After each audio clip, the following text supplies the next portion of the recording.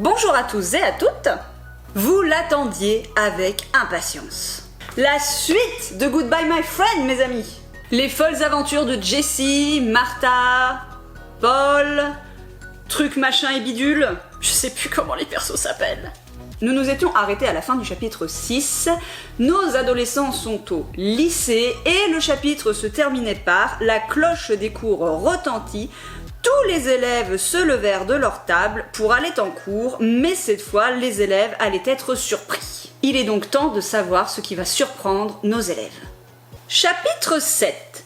La classe de Martha et de Jessie était réunie dans le théâtre. Les 5 adolescents s'étaient réunis sur une même banquette pour discuter. « C'est quoi ce Beans? On nous a pas parlé de ça » dit Paul, intrigué. « Il paraît qu'il y a un mec qui va encore nous parler de la sécurité et il paraît même qu'il va rester au lycée pendant 2 semaines, lui répondit Martha. Le silence se fit dans la salle. Un homme apparut sur la scène. Il était habillé de bleu et de noir, chemise et cravate en costard, quoi. Ah, on retrouve des phrases de qualité, ça fait plaisir. Bonjour, je m'appelle Monsieur Téfin. Je m'excuse auprès de tous les Téfins qui nous regardent. Bonjour, je m'appelle Monsieur Téfin et je suis un policier responsable de la sécurité dans la ville. Donc, si vous avez des questions à me poser, je suis dans le lycée pendant 2 semaines, alors n'hésitez pas. Après cette brillante information, les élèves retournèrent en classe. Tu penses qu'on peut lui en parler? Demanda Jean à Paul. Non mais t'es ouf, on ne peut rien dire de ce qui s'est passé. Et toi, tu gardes ça pour toi. D'accord. Non, ça s'écrit toujours pas comme ça. Les cours passèrent à une grande vitesse et le groupe se retrouva dans la cour. On se retrouve dans le marais à 9h du soir, ok? Dit Martha. Sans problème. Le flic arriva par derrière. Alors les jeunes, la vie est belle? Demanda-t-il. Elle est rose bonbon, dit Paul. Ah, les blagues de Paul aussi, ça manquait. Le flic sourit et partit et Paul se fit dévisager par les copains. Bah de quoi? Ce que tu peux être bête quand tu veux, cria Martha. Pardon, je recommence. Ce que tu peux être bête quand tu veux, cria Martha. Les ados se séparèrent. Paul et Jessie partirent ensemble. Je suis en train de me faire piquer mon meilleur ami, dit Jean. Il faut qu'elle se remonte, dit Martha. Pardon? Ouah, mais je trouve qu'elle a du culot de me prendre Paul comme ça. Elle cherchait à l'amadouer. Je pense que Paul craque pour elle de toute façon. Pfff, m'en fiche, ça se passera pas comme ça. Jean, je pense que tu as de légers problèmes de jalousie. Si Jessie veut se faire remonter par Paul, c'est pas tes oignons. Chapitre 8. Comme prévu, les ados se retrouvent au marais. Paul, Jean, Martha, François, tous sauf Jessie, étaient revenus sur le lieu du crime. Le sang séché avait été absorbé par le sol, on ne voyait plus qu'une toute petite trace. Bon, résumons. François, gare la voiture exactement comme hier, ordonna Martha. Alors c'est pas du tout un résumé, Martha. Moi je dis ça, je dis rien. Eh, depuis quand t'es le chef? Demanda Paul. Toi, ta bouche. Jean partit vers le fond du marais. Personne ne faisait attention à lui. Bon, je ferai Cécile. Paul, toi, tu feras le meurtrier. Je refuse, dit celui-ci. Martha lança un regard à Paul, qui prit un faux couteau dans ses mains. Hé, où est passé Jean? Demanda François en tournant la tête. C'est pas grave, on est occupé là. C'est pas grave. Votre pote Jean disparaît tout seul dans le fond du marais? Et c'est pas grave. Mais vous êtes une bande de gros demeurés, ma parole. Paul, préoccupé par la disparition de son meilleur ami, tournait la tête dans tous les sens. Martha lui mit une claque. Cette violence. Ah, mais t'es malade, hurla Paul. Je te signale que t'es censé m'agresser. Paul jeta les couteaux par terre et coura à toute vitesse vers le fond du marais. La nuit tombait vite et le marais commençait à donner une impression de terreur comme la dernière fois. Paul, putain, ramène tes fesses ici! François, lui aussi, partit de son côté. Non! Maggie, pas les plantes! François, lui aussi, partit de son côté. Martha, à son tour, s'enfonça dans le marais. Le groupe, séparé de nouveau, se livrait à une nouvelle partie de cache-cache. « Jean, t'es où? Paul, reviens ici! Les gars, vous êtes où ?» Tous ces cris étaient entendus par tous les ados, mais aucun ne savait où était l'autre. Arrivé au ravin, tout le monde se retrouva. « Jean, t'es con ou quoi? Qu'est-ce que tu fous? Jean pointant du doigt vers le fond du ravin. Regarde ça. Oui, on l'a balancé là, et alors? Je parle pas de ça. Martha tourna son regard vers la terre. Des traces de pas, de grosses chaussures. Les cartes à dos descendit, la petite côté debout, et arrivèrent à côté des traces et du gros marais.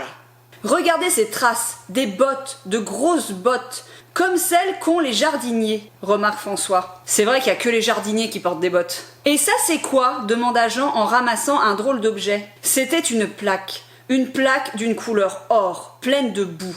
C'est quoi? Demanda Martha. Je sais pas, c'est recouvert de boue. Tu peux la prendre avec toi et l'éclaircir, dit François. L'éclaircir? Jean rentra chez lui, enfonça dans la salle de bas pour nettoyer la plaque. Bon, on est tous d'accord qu'il va y avoir écrit Téfin sur la plaque. Purée, Téfin, ça me fait trop penser à Tefal. Ceci n'est pas un placement de produit. Chapitre 9. Au lycée, les jours passaient, comme d'habitude, dans la joie et la bonne humeur, surtout que là-bas, il y avait des jours vacances toutes les semaines, où pendant plusieurs semaines, des classes s'affrontaient dans des épreuves à couper le souffle.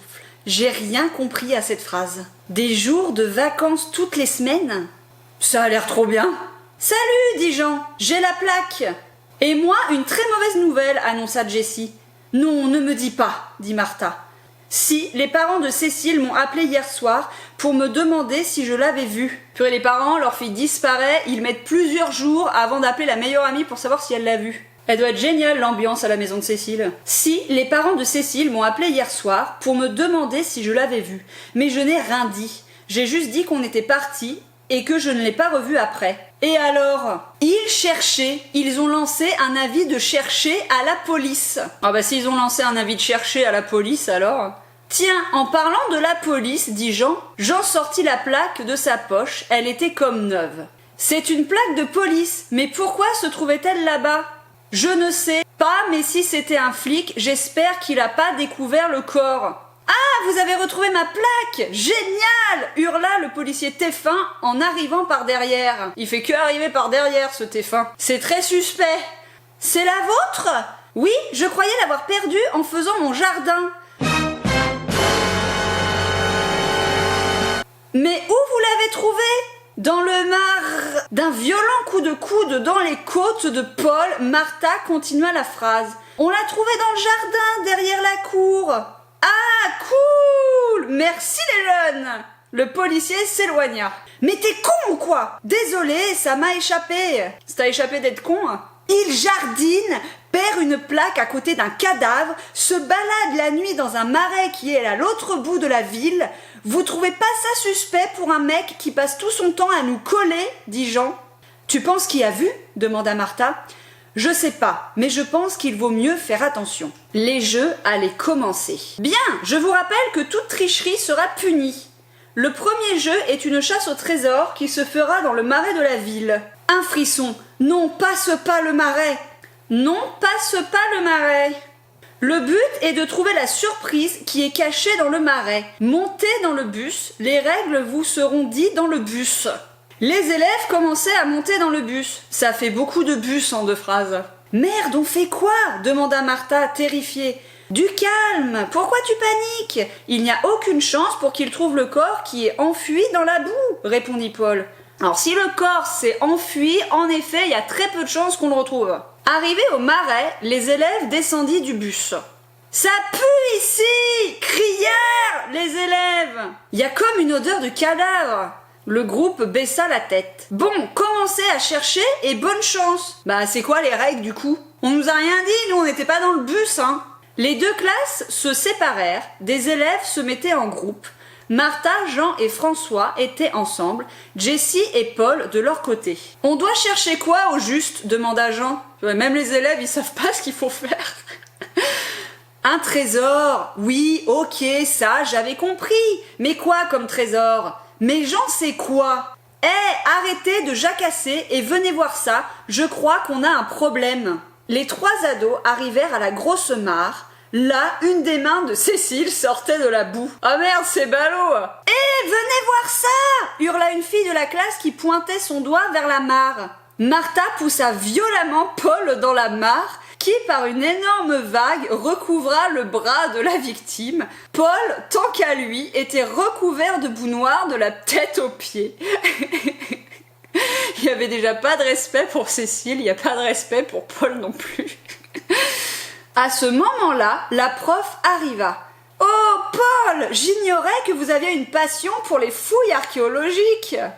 Les élèves des deux classes éclatèrent de rire. Paul, tant qu'à lui, sortit de la boue en trompe, se retournant pour vérifier que le corps était bien caché. « Merci Martha, c'est super sympa. » « Bah, t'as l'habitude d'être une victime, Paul. Ne poussez pas vos camarades dans les marécages, ça ne se fait pas. » Chapitre 10. Jessie faisait ses devoirs dans sa chambre, tout en pensant à sa situation actuelle.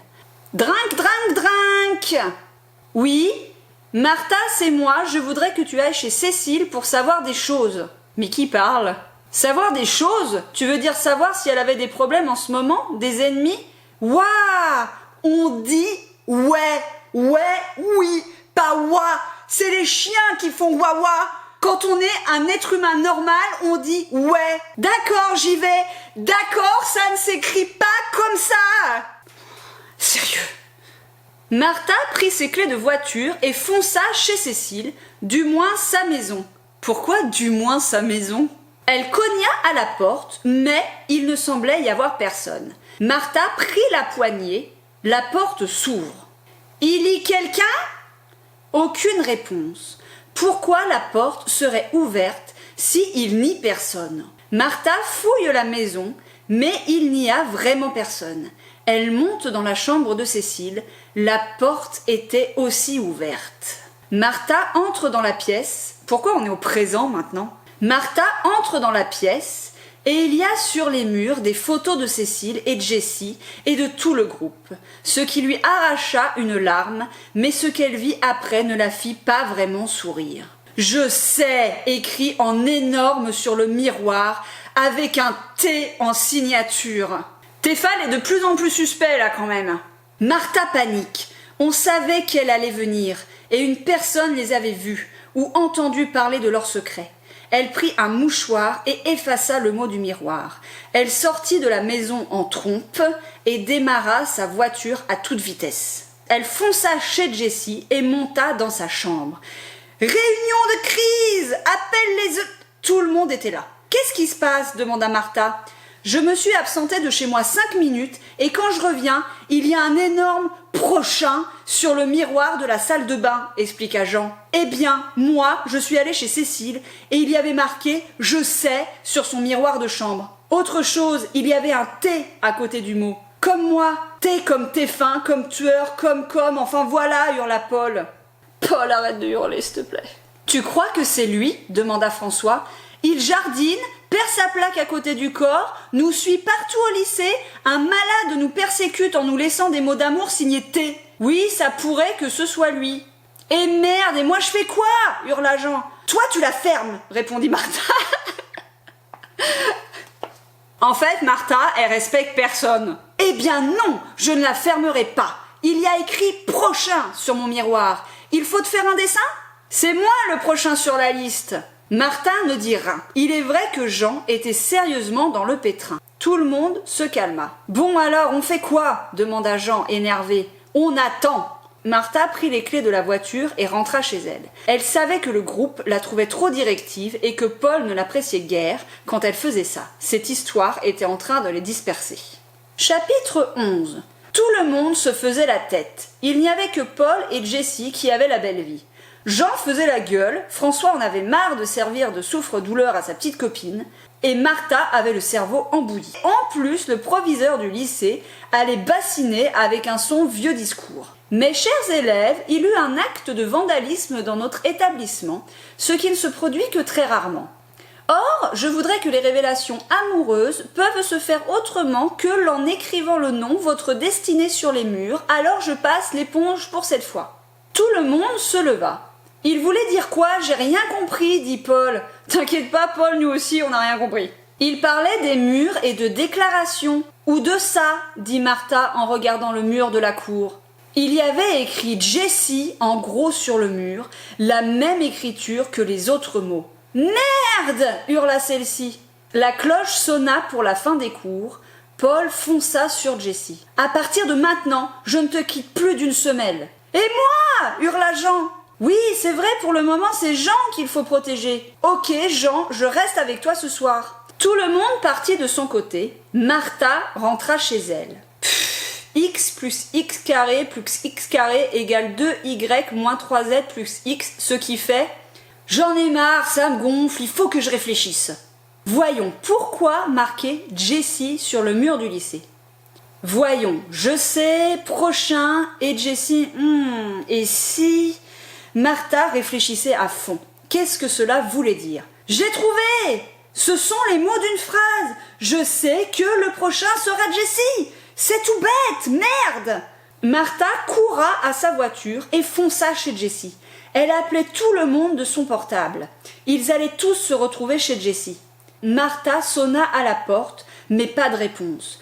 Paul et Jean arrivèrent à ce moment-là. « Alors, qu'est-ce qu'il y a ?» demanda Jessie.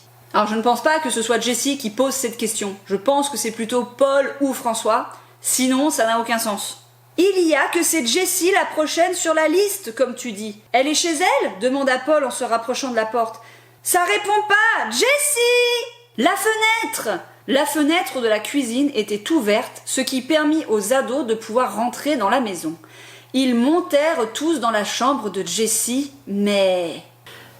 Alors, je sais que le suspense et la tension sont à leur maximum, mais nous allons pouvoir arrêter là la lecture. Qu'est-ce que notre groupe d'adolescents va découvrir dans la chambre de Jessie? Monsieur Téfin est-il un vrai policier et un vrai jardinier? Vous le saurez dans le prochain et dernier épisode de Goodbye My Friend. Ciao ciao!